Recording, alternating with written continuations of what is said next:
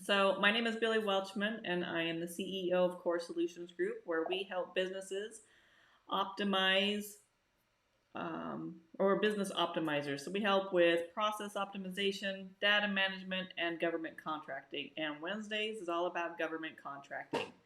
So, tonight we're going to talk about forecast reports and why they're important, where to look for them, and also keeping in mind who your target agencies are. And we'll do a quick search. If you've missed any of my previous videos, you can look back. I go into how to find your target agencies by doing different research in different websites and that. But I'll do a quick search so I can kind of show you in our new system that we is now available. We're so excited to be able to actually say that we are officially launched in 2 places now. And so we're excited about that. But first, let's go into forecast reports. Why should you look for forecast reports? Why are they important? So, forecast reports is the government putting out to the public of what they are looking for, where they need help and support, because as you know, the government has to, and it's live. Thanks, Regina. And so you want to look at these reports to know what they're looking for, because they do have to put it out to let the public know this is what they're looking to buy. And so you really want to look at those forecast reports to see what's coming up. I would learn from a gentleman. His name is Guy Timberlake. He's been doing this for, I want to say 20 years. It's been a little while since I talked to him. And he says, really, there's 4 phases of government contracting.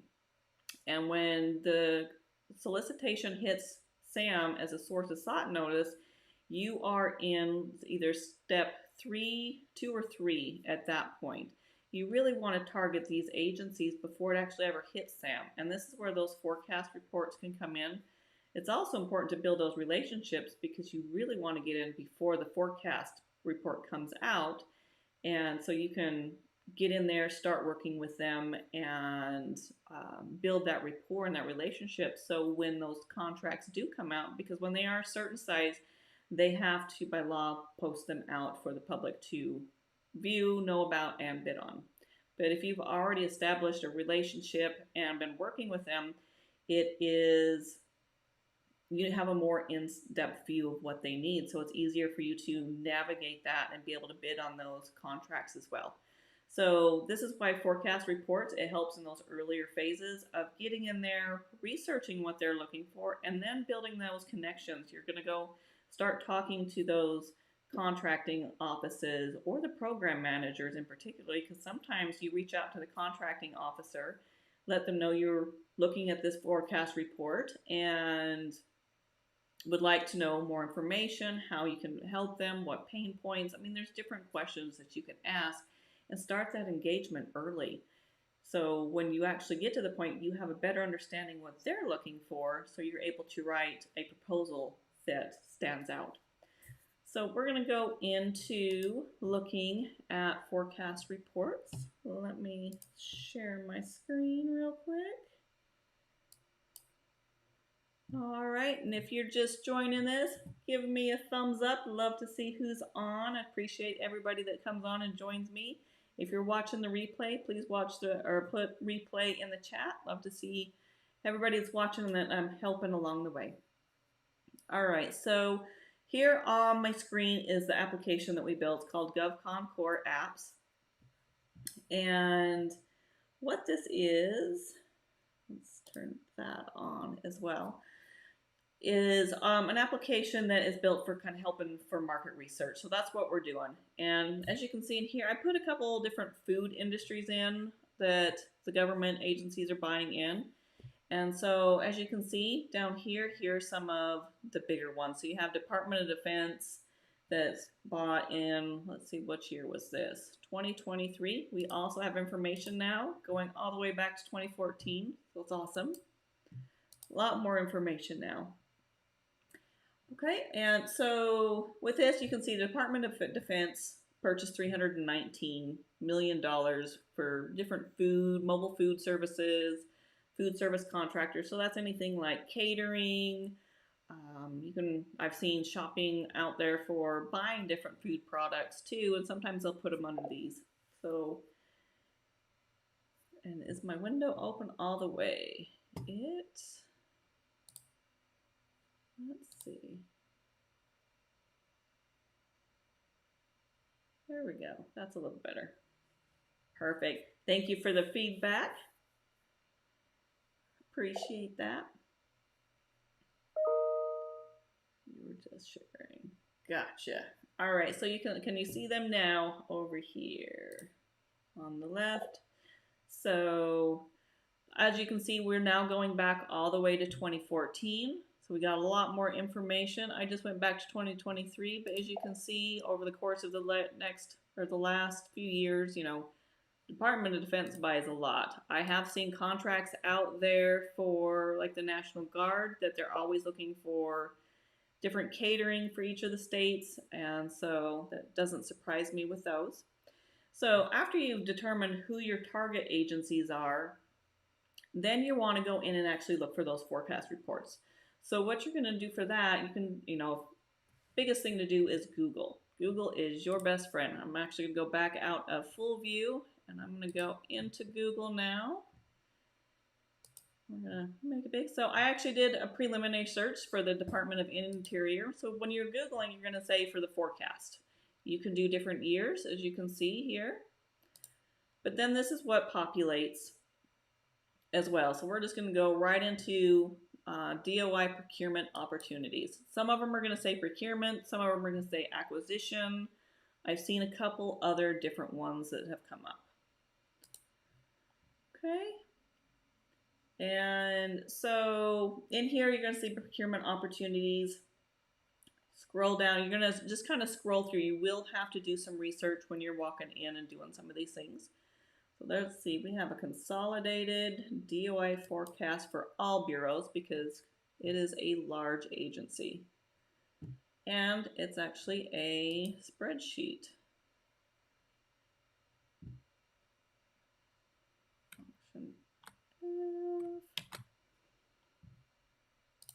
All right, let's go out of full screen and let's pull that out. There we go.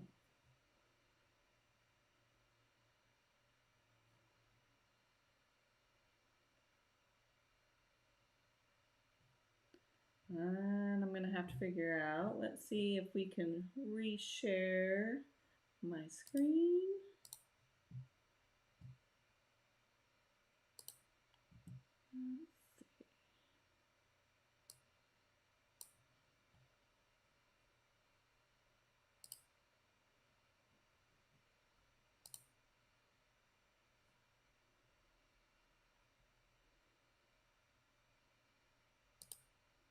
There we go.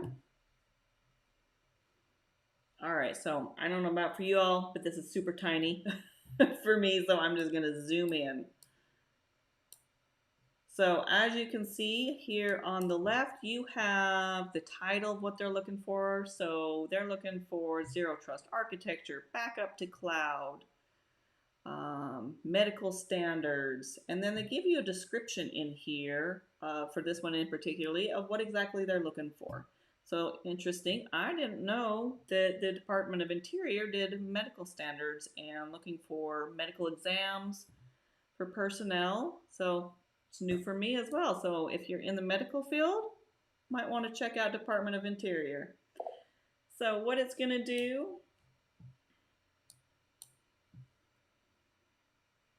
let's see, I can make it bigger. All right, so you can see here, maybe not. It is not wanting to show very well as far as what that description or that title is. Interesting on here. And that's with full view. All right, so we're just gonna run. So they do look for data analysis. There's boundary delineation system, but then they go into the description as you can see here. And then you just keep scrolling over. It tells you the agency, the organization. So this drills down into which department, the region, the place of performance, the state, what NAICS codes they intend to use. Now, when the government does these just two or maybe, three or four. It's a start, because if you've ever looked at your NAICS codes, they start out with the basic, usually 54, some type of, I think it's an administrative, and then they just build from there, which narrows down that search. Okay, and then they'll tell you if it's a new requirement or if it's an old requirement.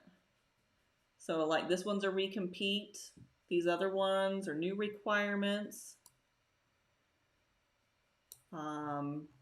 Any option years, award status, and then estimated contract value. So they're going to tell you about how much they're anticipating to spend on these. And then when the current fiscal year, some of them will show you what quarter. So we know a lot of these are coming out in 2024. Here's the estimated fiscal award year. So this is when they are looking to award those contracts. So you really want to get in here. The first quarter, it sounds like they've probably put them out. You can go research and see if they've actually put them out already.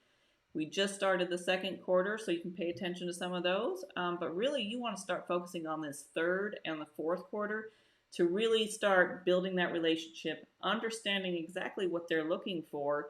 So when that proposal comes out, you've already established a relationship, you know what's coming out and what a more in-depth view of what they're looking for. So when you're writing these proposals, you can really write and speak to those. And then there's, sometimes they'll have links, a lot of other different information in here that you can look for. What else is over here?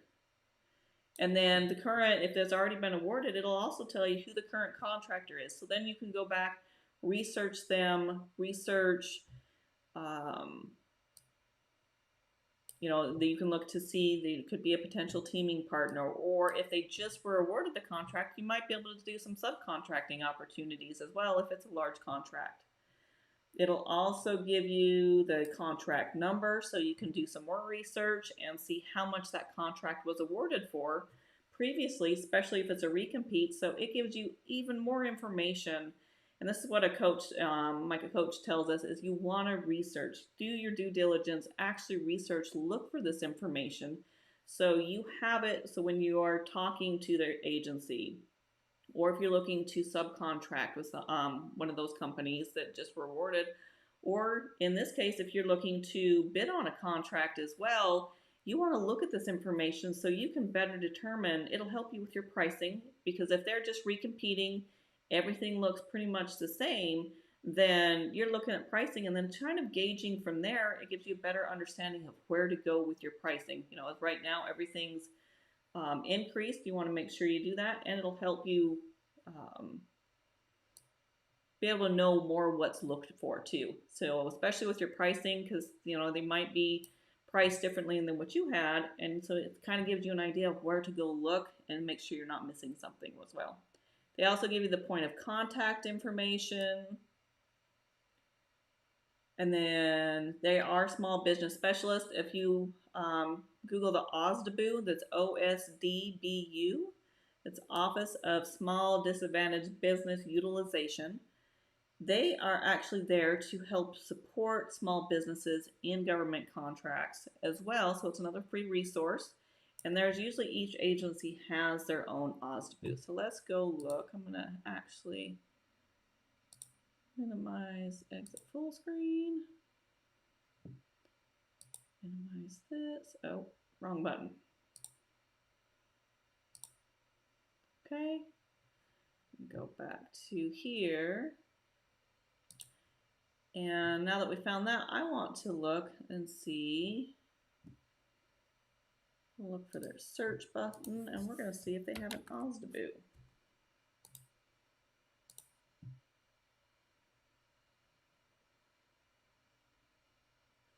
Okay, it looks like they do. They have a phone number, they have an email, and they're here to help give you additional information. So as you can see, I'm just navigating the Department of Interior's website, looking for information, and they're actually telling you what they did in fiscal year 2022. It looks like they awarded 38 almost 39% to small disadvantaged businesses. Women owned, they did almost 14%, which is great because the government only the requirement is to meet at 5% during that time. I think they just upped it to 10% now, if I remember correctly.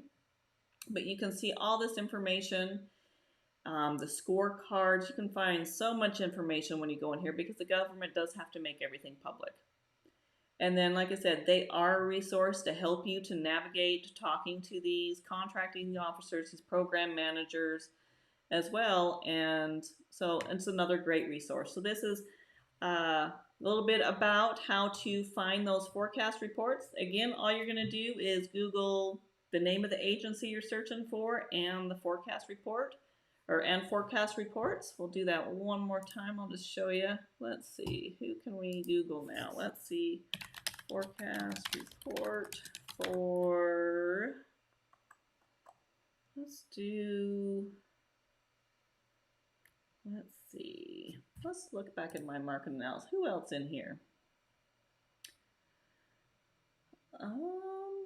I'm just going to do some random ones. We're going to do Department of State. Let's check that one out.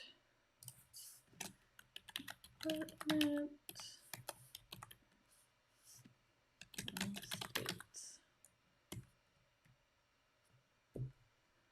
Okay, as you see, it's procurement forecast, United States Department of State.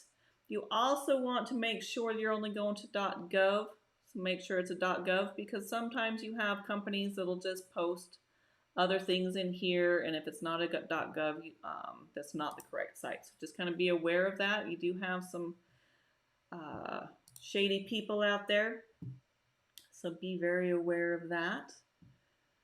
And here you go. Here is their forecast report. They're actually showing everything back several years. So some of these contracts do come back out for recompete. Some of them are 1 year, 2 year, 5 years. Some of them are even 10 years. So you can go look at these forecast reports and then kind of give you an idea of there's a certain contract that you're looking at. You can see when it came out last.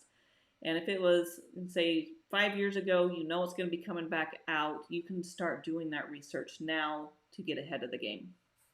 But as you can see, it's pretty easy to find these forecast reports. And so that's all I have today. If you have additional questions or if there's anything else that you want us to cover, please just, shoot us a message. We're happy to, cover any other questions you have. And we're going to be doing different lives. I also go live on Tuesdays. Tuesdays is our process optimization and data management, where we can help companies navigate that area as well.